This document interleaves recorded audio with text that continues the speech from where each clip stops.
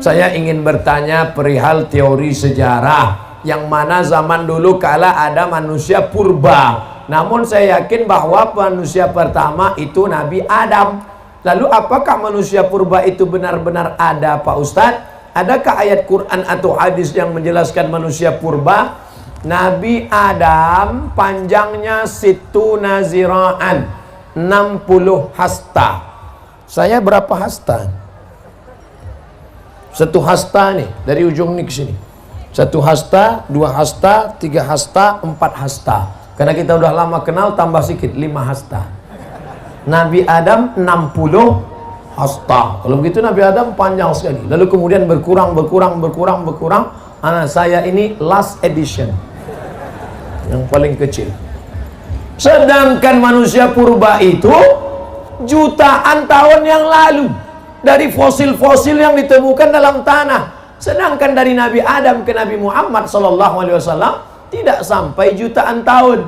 Maka kita sebagai orang yang beriman meyakini manusia pertama adalah Adam alaihi salam.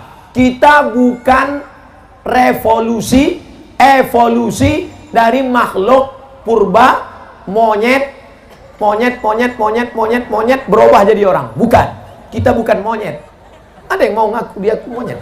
Enggak ada. Itu teori dari Darwin punya. Kata Darwin, namanya Charles Darwin, dunia ini isinya air semua, nggak ada tanahnya, air.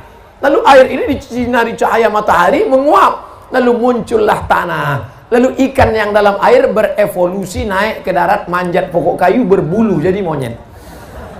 Monyet tadi berevolusi jadi orang. Ini teori masih diragukan. Kenapa? Karena kalau monyet itu berevolusi, kenapa setelah jadi kita kok nggak berubah lagi?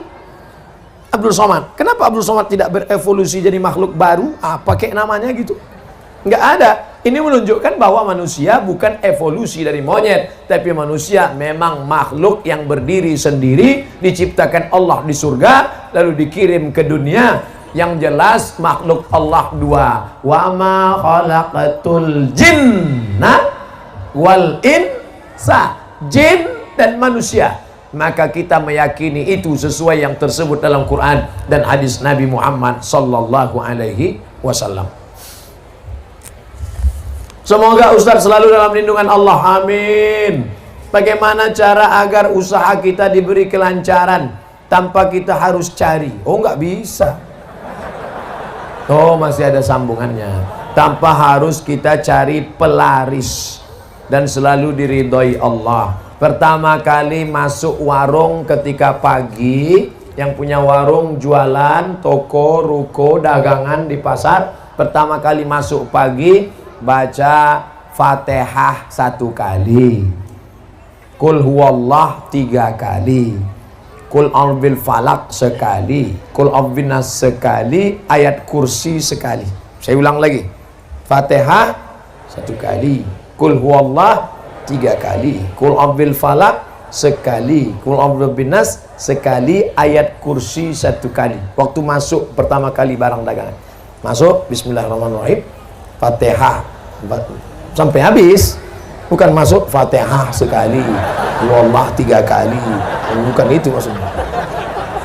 Karena ada orang ketika mabuk, ini mabuk nih, dia pakai narkoba, mabuk, datang temannya, istighfar.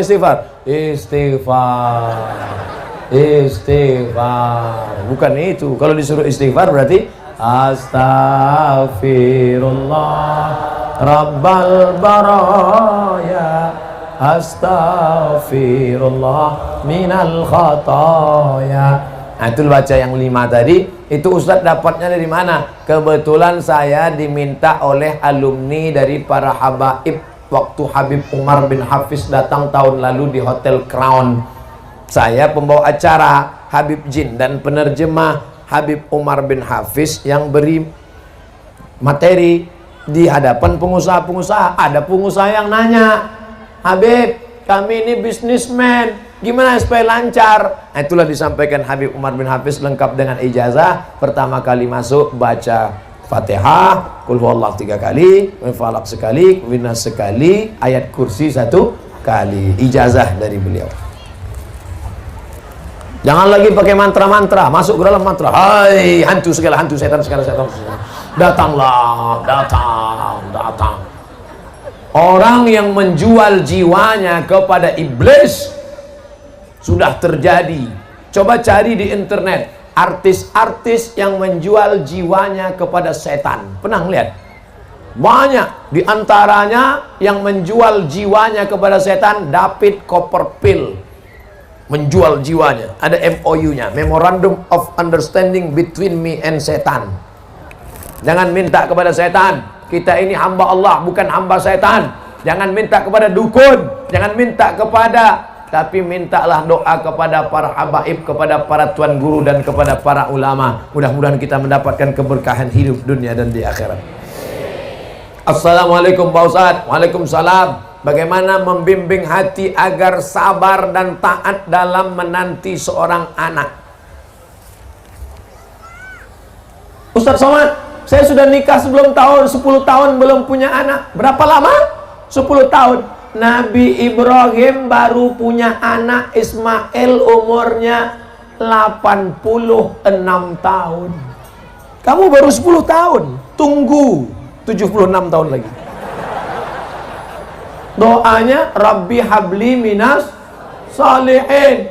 Nabi Ibrahim berdoa 86 tahun baru dikabulkan Allah.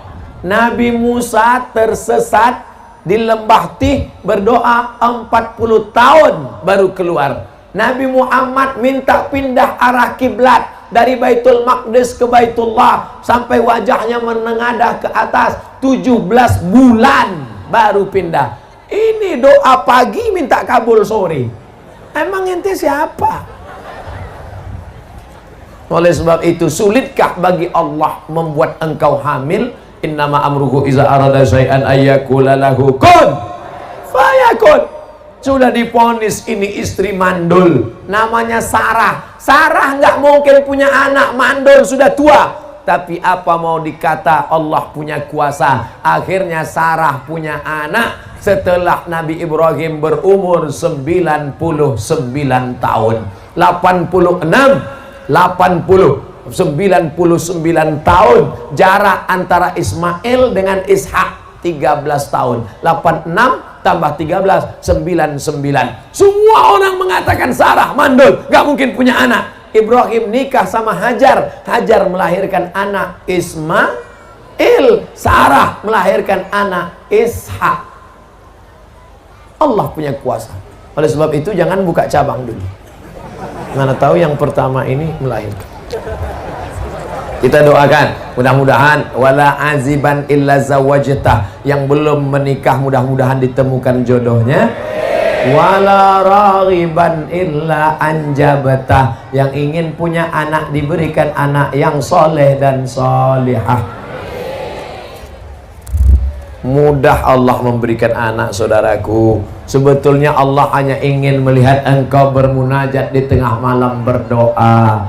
Orang dulu anaknya 10, pulang dari bajak sawah, makan ikan asin, sambal teri, mati lampu, lahir 10.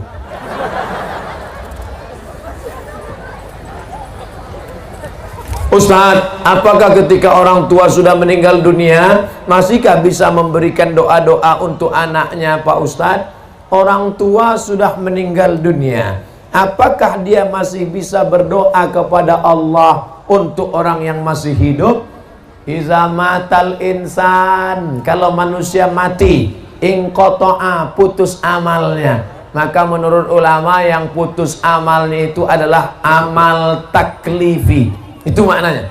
Yang putus itu amal taklifi. Orang meninggal tidak wajib sholat, orang meninggal tidak wajib puasa, orang meninggal tidak wajib umroh kalau mampu, orang meninggal tidak wajib bayar zakat. Tapi bahwa setelah meninggal dia beramal, maka dia tetap beramal. Mana contohnya?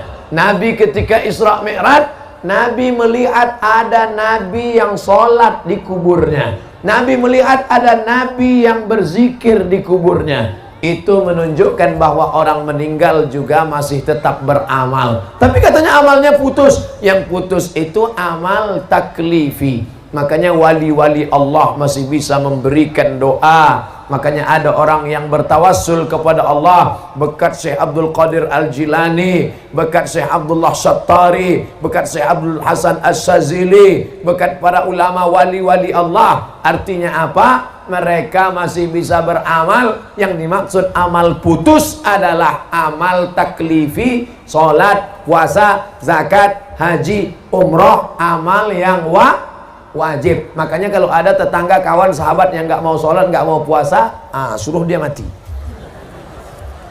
Dari pesantren Anwarul Hidayah, Pak Ustadz Somad, Anwar, kalau satu nur, cahaya, cuman satu cahaya nur, tapi tadi cahaya Anwar.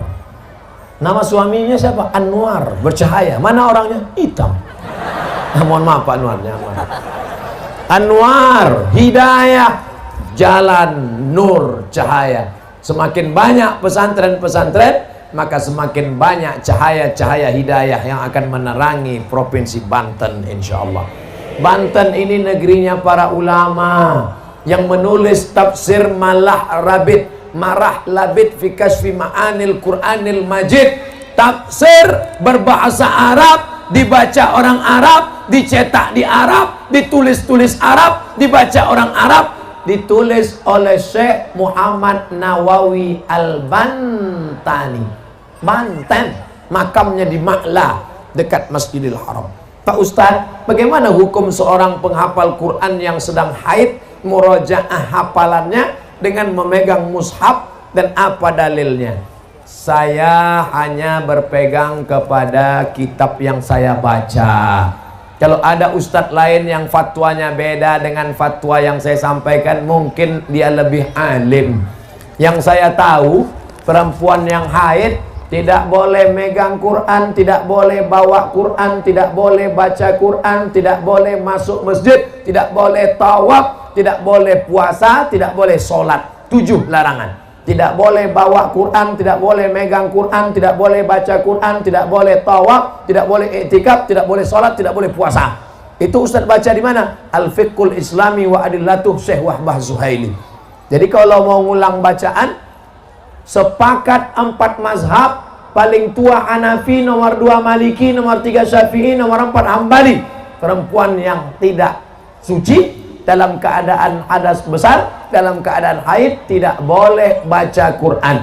Ada pengecualian, ada 2. Yang pertama, menurut mazhab Maliki, perempuan yang hafal Quran boleh ngulangi hafalan murojaah, karena yang hafal Quran mesti ngulang 1 hari 2 juz. Selama haid 7 hari nggak ngulang, hilang 14 juz. Maka cara ngulangnya an zahri qalbin, dalam hati. Makanya kalau ada nanti kelihatan ada anak gadis diam aja, itu sedang ngulang hafalan. Kalau dia hafal Quran, tapi kalau enggak diam, itu kesambet.